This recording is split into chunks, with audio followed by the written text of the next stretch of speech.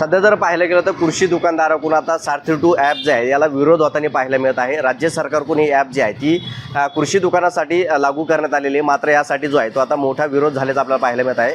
आज महाराष्ट्रभर जर पाहायला गेलं तर मोठा विरोध झाल्याचा पाहायला मिळतो। कृषी दुकानदाराकडून आज एक दिवसीय संप जो आहे तो ठेवण्यात आलेला आहे, कृषी दुकानं बंद ठेवण्यात आलेला आहे। याला मोठा पाठिंबा जो आहे छत्रपती संभाजीनगर शहरासह ग्रामीण भागामध्ये देखील मिळत असल्याचं आपल्याला पाहायला मिळत आहे। माझ्यासोबत बोलण्यासाठी काही कृषी दुकानदार देखील आहेत, त्यांच्याशी बोलण्याचा प्रयत्न काय सांगाल, कोणत्या तुमच्या मागण्या आहेत?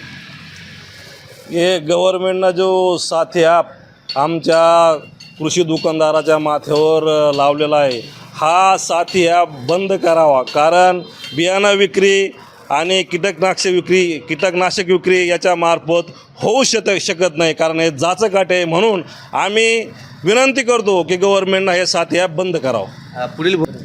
पुढील भूमिका जर शासनाने ह्या जाचकाठी जर रद्द नाही केल्या तर यापुढेही व्यापारी अजून बंद ठेवून त्याचा निषेध व्यक्त करतील। नक्की जर पाहायला गेलं तर शासनाने संपूर्ण जाचकाठी ज्या आहे त्या रद्द कराव्या, अन्यथा या पुढचाही जे आहे कृषी दुकानदार जो आहे तो असाच पद्धतीने संप केला जाईल, अशी देखील भूमिका जी आहे ती आता कृषी दुकानदाराकडून घेतली जात आहे।